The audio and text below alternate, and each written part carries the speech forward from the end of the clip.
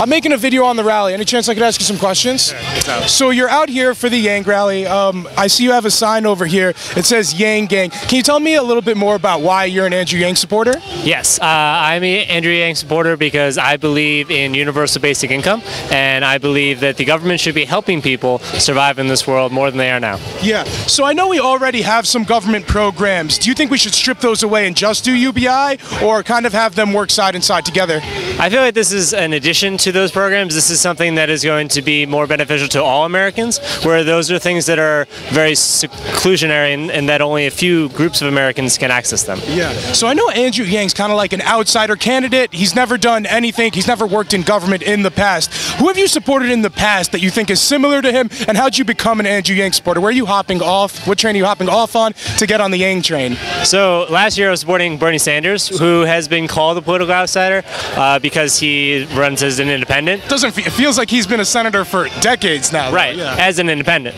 Then running as a Democrat, that was sort of him being an outsider. Andrew Yang, however, is completely outside. So I would say that I'm still supporting Bernie Sanders, supporting Andrew Yang as an ancillary candidate. So if Andrew Yang isn't nominated, you'd support Bernie Sanders? Yes, I would also hope that if it comes to that all of the Andrew Yang supporters would then go towards whichever Democratic candidate is in the lead, because at this point we just have to beat Trump. Yeah, and I'm assuming you don't like Trump. What do you think like some of the worst things about Trump are? Just a couple off the top of your head. Number one thing is his denial of climate change. This is the number one issue for millennials and people of this planet, and he denies it.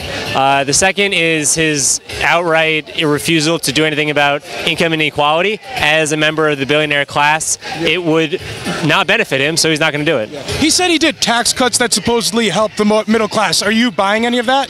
No, the math says no. It was only for the billionaire class. There was nothing to help people in the middle class. And I know a lot of the energy surrounding Yang and his candidacy has kind of been this meme magic. There have been a ton of memes on Twitter, on the internet about him, a lot of Pepes. What do you think about that Yang magic surrounding him? I think that memes have a very powerful influence on our culture. A lot of millennials and generation after us are consuming content in the form of memes. So any candidate that's able to hop on that and really, change policy based on their memes, I think they have a good chance.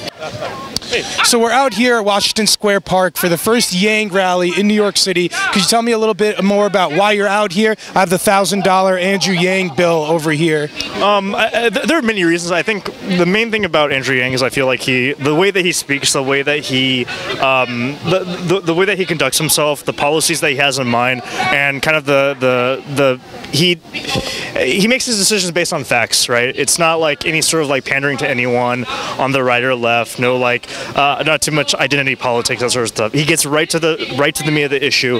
And I'm a software engineer. I see the automation problem, and I see it with my own eyes at work, and I see it. I see the issue, and it's going to be a big problem, and no one else is talking about it.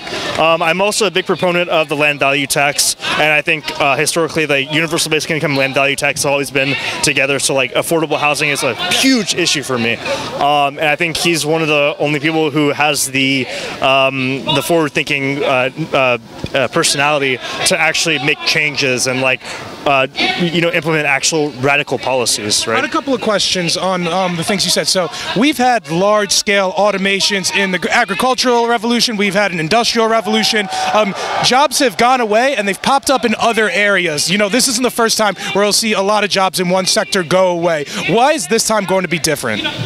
Well, I mean, there is the issue, kind of like in the Industrial Revolutions, you had the Luddites who were like, oh, you know what, these machines are taking over their jobs, we're going to, fight the machines, and we're kind of, seeing the same sort of thing again. Even though the jobs come back, you have, depressed wages, that sort of thing. I know Andrew talks about how the people who do end up losing their jobs don't usually end up going back to the workforce, too.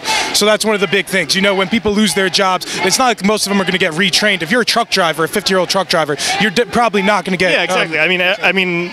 Education is very, this cost of education is very high, and of course, Andrew Yang is very his whole policy on vocational schooling as another a secondary way to address this issue kind of gets to that point as well, right? Since we mentioned taxes earlier, I know one of the ways that he planned on paying for the $1,000 a month of freedom dividend was through a VAT tax. Yeah, VAT tax. Yeah. Do you think think there will be unintended consequences for the American consumer given those taxes? Absolutely, but I think it really depends on. So, in economics, there are kinds of a case where you have a marginal. Sorry. Do you want to finish? Anything else you want to say? I think that's Yang. No, it's not him. It's not him. So in economics, there's marginal propensity to consume, marginal propensity to save. If people consume, if people save more than they consume, then you're going to have decreased productivity. You're going to have decreased demand in the entire economy. Value-added tax is going to be a consumption tax. It's going to kind of hurt the poor. People can whine. It's just because I know it sounds really good. I don't know what's going to happen, but I know there will be unintended consequences. Of course, there's unintended consequences with everything. If there was a Democrat candidate who said, you know what, screw it, $2,000 a month, would you be inclined to support them instead? If just for saying $2,000 a month, to me, basic income is it's an inevitable thing for me. I don't really care that much that, to me, $1,000 is not the thing that makes the campaign. Yeah, okay. Andrew Yang is what makes that campaign, right?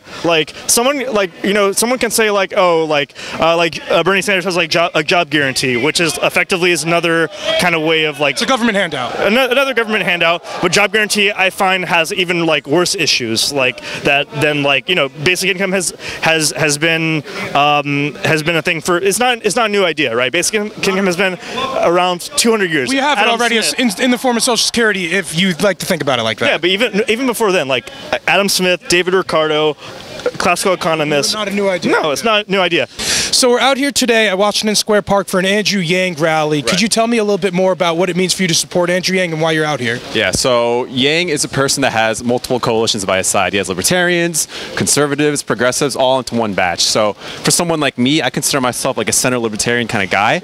And his policies ranging from UBI to technology, to trying to create jobs through UBI as opposed to creating more programs for welfare, like program number 41, as Democrats always suggest. So something with UBI that really trickles up as opposed to trickle down economy, I think that would be really progressive and it would really empower the disenfranchised people. I want to talk a little bit about UBI being this libertarian idea because I've heard it a couple times earlier. Yeah. One of the things that I do think UBI brings in a libertarian idea, if you want to call it, is how it's not like other, I'm going to call them entitlement programs, where as you climb up the ladder, you're forced to spend the money in one way or another. Right. But with UBI, Andrew Yang's really just saying, here's $1,000 and you do what you want with it. It's not tied to anything. Right. So could you explain how is this a conservative or libertarian idea? Right. So first of all, there's no disincentive to keep going. You keep the money and it's yours. You get $12K a year. The more money you get, the money is still yours. So and there's no administration cost. There's no social worker trying to. The bureaucrat. Exactly. There's no social worker trying to oversee how much money you're making. There's no a watchful eye saying that you're not really disabled, so we're going to take away your disability checks. There's not a lot of poverty or public housing saying that you make a certain threshold. Yeah. So we cut all of that off, the middleman, all the administration costs. We'll just give you $1,000, yours to keep. And on top of that, he's also cutting social programs down. So you can't opt in for both social welfare and UBI. So you have to pick one or the other. And of course, people are probably going to pick UBI. I'm glad you mentioned that because I feel like that's a very important, nuanced part of it. Yeah, you can't get both. Yeah, I mean, on your phone or what? Yeah, please. I like to consider myself doing my part for journalism. Absolutely. Me too. Let me know when we're rolling. We're good over here. We'll make it quick though because 2, 3, 4 minutes because I want to pick off some other people too. Of course. I mostly want to ask who your constituents are. Yeah, can I? I mean, I'll start, but I don't have any constituents. I have a YouTube channel, so there is no constituency. I'm not running for something. That's all I want to know. Absolutely. So we're out here in Washington Square Park for an Andrew Yang rally. Can you tell me a little bit more about what it means for you to be out here? It means several things. First of all, it means that I support him. Mm-hmm. Second of all, I'm trying to get an image of who else supports him. Yeah. I want to see who shows up to these things. When you say who, are you saying age group, color of skin, ethnicity? What are you talking about? Demographics for sure. Yeah. The socioeconomic aspect of it, the age, nationality. Sure. But I also want to get a glimpse of who the people are, what their temperament is. Yeah. So I want to follow up on that part. Andrew Yang doesn't pander into identity politics like a lot of his Democrat counterparts do, and people on the opposite side of the aisle do too. Sure. What do you think about that, and would you like to see other candidates stopping to be so heavily ingrained in this identity politics business? Oh yeah, of course, absolutely, 100%. That's the main thing. I think we all believe the system is broken. Okay. I think people don't understand how dangerous it is. When you say the system is broken, Yang talks about automation taking jobs away. When you talk about saying the system is broken, what directly do you mean? Politics and money. Please elaborate. So like campaign finance law, like stuff like that. I don't believe he's accepting super PAC money, but I know some Democrat candidates are accepting money from even like things like big oil. So definitely that. It's too late to make reforms. Okay. The reforms needed to happen 100 years ago. Okay. At this point, the whole thing needs to change. Okay. And is Andrew Yang your candidate who's gonna change things? Like, do you see him doing that? If anyone, he's the one. Sure. If Andrew Yang doesn't end up being the Democrat nominee, who would you be supporting? Nobody. Assuming you're not going to be Trump. Nobody. But then isn't that technically a vote for Trump? If No. you're not going to be supporting the person who's running against him? The math does not play out that way, no. Statistically, no. Okay, sure. So you're not even sold on like a Bernie Sanders type who has some policies that are similar. I'll tell you one. Medicare for All is something Andrew Yang's a big proponent of. Editorializing at this point, okay. as a journalist, to be fair. Sure. So like in 2016, when Hillary beat out Bernie Sanders, I don't know if you were a Bernie supporter, but you wouldn't vote for either. No. Oh, okay, interesting. Okay, you also said you had a couple of questions. Was there anything you wanted to ask me? I mostly wanted to ask who your constituents were, who you represent. I genuinely think I only represent me. All my questions come from me, and they're my original thoughts. If that is true, then why are you here? I'm a journalist, so I cover different political events going on in different areas to disseminate, because not everybody could be at the rally. So I'm asking the questions that I think people want to know from the rally. I mean, given the fact that you can cover anything personally, why here? I like politics, and this is the only rally that was going on. Actually, there is another rally, but I think this is the most significant rally going on now. Tomorrow, when there's a different rally, or next week when there's a different rally, you could bet your sweet buns I'll be there too. So, you think rallies are like a good place for journalistic activity? If rallies are a good place for journalistic activity. Journalistic activity. Journalistic. Yes, absolutely. Yeah. And they're heavily encouraged to come here. And we're all the, like, I don't know if you saw, but behind Andrew Yang, there was a ton of media members. Sure. At all the rallies, there was a ton of media members. These are where different candidates get to talk about their different policy proposals. That's why people come to them. Sure. So journalists show up and are able to talk about those ideas. I'm able to talk to different people here. Just like how you said you came here to see the different demographics. People who watch my video are going to be watching to see the different demographics. Who's showing up? So really, I'm providing a service for people like you. That's good. Any other questions? That's it. No, it's a good question. Good talk. Who would you want to see him pick as his VP if he was able to get to that stage in the candidacy? Ooh. Because I have no idea, because he's such an outsider. Yeah. So maybe like Elon Musk, another entrepreneur who maybe has some skill sets that be applicable to the government. Yeah, that's great. Another question about Yang. He started, I think it's Volunteer or Venture for America, that helped encourage students to be entrepreneurs. Do you think that's the key, that we should be encouraging a lot of different people around us, citizens in America, to become entrepreneurs? Yes, I believe that entrepreneurship is the gateway to the American dream. I think that if you're just trying to get a job, then you're really not making it in this world, where if you're an entrepreneur, you're working for yourself and you have a better chance. Yeah. Andrew Yang doesn't really pander into identity politics at all. Like, it seems a lot of the other Democrat candidates are. Do you specifically appreciate that about Andrew Yang, or would you like to see him change it up and be like some of the other candidates in the Democrat field who constantly, in my opinion, virtue signal and things like that, which I see none of from Andrew? Right. I think he stands out in that way, so I would encourage him to continue doing that, to be as, away from the rest of the Democrats as possible, especially candidates like Joe Biden, who are established in Democrats, and really make a name for himself. One thing I really admire about Andrew Yang is that he goes on everybody's shows. He's been on Fox, he's been on the Joe Rogan podcast, he's been on Vox, he's been on the Ben Shapiro show. Do you think more Democrat candidates should follow in his footsteps and start ingratiating themselves and trying to have a conversation with people across the aisle? Yeah, it's not just about, talking to your audience. You have to talk to everybody, because the American people. Exactly. And they're watching all different things. And a lot of millennials, for instance, don't watch TV anymore. I don't even have a TV in my house. So I'm getting all of my content from YouTube, from shows that are, putting it out on those types of channels. Have you seen Andrew Yang a lot on YouTube? Because I watch a lot of YouTube too. He's doing interviews with everybody, even like small YouTubers. So that's something really impressive. Was there anything else you wanted to note?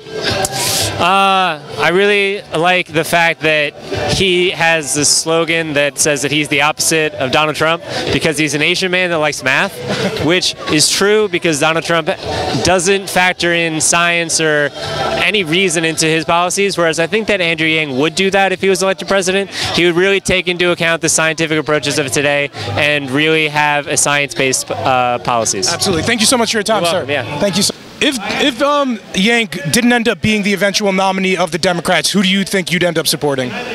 I mean, honestly, I would definitely vote for the Democratic candidate no matter who it is. If it is Trump, I don't think Trump is a very effective president. I don't really see even though They like to run through the economy numbers, like historic low unemployment right now with like Hispanics and the black community. You're not worried about that stuff. I think that most of the other Democratic candidates don't really have a solution that'll make that better, right? I will vote for them. I will support them, not very strongly, but I don't see them actually fixing anything either. I don't see I don't think Joe Biden's effective. I don't think Kamala Harris is effective. I think they've had very very bad histories. Bernie Sanders potentially, but Bernie Sanders is probably going to implement things incorrectly in my opinion. Pete Buttigieg, he's a good speaker, but he doesn't have a platform. He has no platform. No platform. I get why people like him. I think he's a cool person. He's very smart, but no platform. Mike Gravel sounds interesting, but he's a very long shot candidate. I also wanted to follow up. One of the couple of things that I really admire about Andrew Yang is that he'll go on any podcast. He'll go speak to Ben Shapiro. He'll go on Joe Rogan. He'll speak to Vox. He'll talk to Fox Business. He'll talk to everybody, and he doesn't pander in identity politics. I think there's a really big contrast between how he conducts himself like that and the other Democrat candidates do. Is that one of the reasons you like Yang, and do you think other Democrat candidates should start following suit? I think that it is not a major reason why I follow him. It's something that I like about him. I think identity politics has I think social justice is an important thing. There's a lot of problems in there are a lot of problems in our society that need to be addressed. But the difference between Andrew Yang and the other Democratic candidates is Andrew Yang is actually going to get things done to impact to actually fix these social policies, whether it's criminal justice reform. You could call UBI a form of reparations too, right? I think so. Yeah, I think there are other more effective things like land value tax, which is what I'm really want to push for. I actually have a proposal that I'm actually meeting with Andrew Yang after this. Okay, cool. I have a proposal for a land value tax, which I think is the most radical policy we can implement today. This proposal, I'll meet him after this rally and hand it to him. Yeah, okay, yeah. Was there anything else you wanted to note? No, I think I'm very happy with the turnout today. It's an honor to volunteer for this campaign. This is the only presidential candidate in my life that I'm actually going out and doing something for, because it really means that much for me. I think the problems that he's addressing are very important, and we're going to see, if these problems don't get addressed, then we're going to see really bad things happening. So thank you so much for your time. I really appreciate it. One of the things that really impressed me about Andrew Yang is how he goes on all the shows, and in a politically heated and divided country right now, where different candidates don't want to go on certain programs. I've seen Andrew Yang now on the Ben Shapiro show, on Vox, on Fox Business with Joe Rogan. A lot of people saw him on Joe Rogan. Do you think it's important that he's crossing the aisle and talking to other people, and do you think other Democrat candidates should follow suit? Oh yeah, it's very important. I think that we've become so polarized in this country. We need someone that can really unify the country again, because the past 4 years we've been so divided. We haven't been able to find common ground. We live in these echo chambers. No one's really trying to listen to each other's side. But someone like Yang, he's willing to go on Fox. He's willing to go on the Joe Rogan podcast and Ben Shapiro. So someone like Yang who could really bridge the gap between the left and right. It's not left or right, it's forward, like he says. Yeah. So one of the most important questions for, I feel like, a lot of conservatives and libertarians and things like that is, where does it end? Why does it stop at 1,000? Right. What if another candidate were to come out with not even 2,000, 1,500? Said, screw it, $1,500. Yeah. Why wouldn't a lot of his supporters, do you think, go to another candidate who just said he'll give more money. Yeah, so I think he's very smart about this because 12,000 is right below the poverty line. I believe the poverty line is around like 12,700. So he really wants to measure the UBI, peg it to a certain threshold. And I think it's the poverty income household. As I understand, I believe Andrew Yang is a first-generation immigrant. Yes. I'm also a first-generation immigrant, so a lot of that stuff encourages me. Do you think that's important that we have candidates that are pretty foreign? Yes, it is very important because it shows that immigrants don't just come to this country and really suck up whatever like off social programs. They're not freeloaders. They're not lazy. We have many immigrants that that come here and work hard. And this, it's like the cliche that this country was and literally was built on the backs of immigrants. So someone like Andrew Yang, and he's from Taiwan. There's also this misconception that he's from China, but let's remember that China and Taiwan, they're very heated with each other. So someone like Andrew Yang, who's from Taiwan, Taiwan's a very pro-American country. That's going to be an interesting, if he was elected, that would be an interesting, relationship that he'd have, being Taiwanese, because there's a lot of different beef right now going on with Taiwan and China, to say the least. Oh yeah, yeah, definitely. Taiwanese don't like to associate with themselves with China. They always there's a strong Chinese influence. I believe they're supposed to revert back to being China in 50 years or something like that. Yeah. So there's a lot of interesting conflict brewing over there. If Andrew Yang wasn't the eventual Democrat nominee, who would you support? I think I would vote Tulsi Gabbard. And why? I think I like her foreign policies better, and I'm not really, to be honest, I'm not really thrilled with Bernie's policies. I don't think minimum wage is going to help with the economy. If we have minimum wage, we raise it to $15, which he wants. Businesses are just going to fire all the employees. Wow. They're going to accelerate, the automation process even more. Yeah. Somebody at an Andrew Yang growth rally is telling me all this. Yeah. Yeah. And he also Bernie wants to propose free college when, if you think about it, not everyone is qualified for college. You're going to pay for someone that's going to major, and no offense to liberal arts majors, but someone majors in English or art history and, gender studies. I think if you don't want to be a doctor, a lawyer, or if you're not going to specialize, then for most people, college isn't doing anything but wasting your money, in my humble opinion. Right. So. And then, 50% of graduates, actually 44% of graduates that out of college don't find jobs right away. So if we subsidize college, we're just throwing money down the toilet. Yeah. I know before Andrew Yang decided to run for president, he worked for a nonprofit that he started. I think it's called Venture for America. Yes. And he's encouraging entrepreneurship, yes, which is really important. He was an entrepreneur. Can you tell me a little bit about how you think that background is important, if you do think it's important? Right. So I think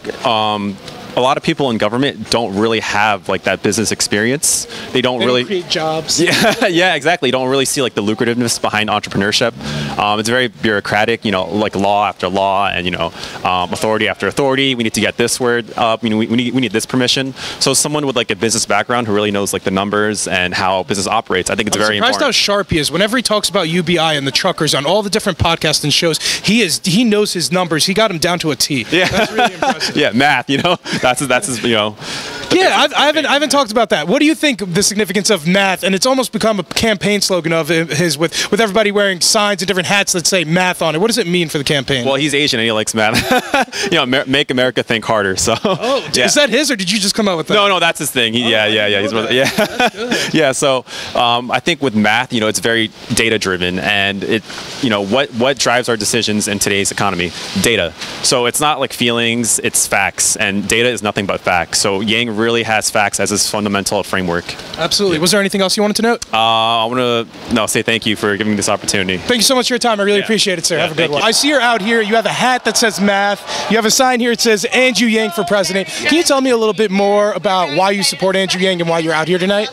Yeah, so of all I like a lot of the 2020 candidates this cycle. I like Andrew Yang the most because he's the only one who's really addressing problems that are not of the past, but of things that are really going to affect us over the next 10 years. So I know he talks a lot about automation, and then he tries to talk about how this freedom dividend is going to help cure those problems and help ease the pressure from that. What do you think about that, and do you think that'll be successful in easing the tension of different economic classes in the U.S.?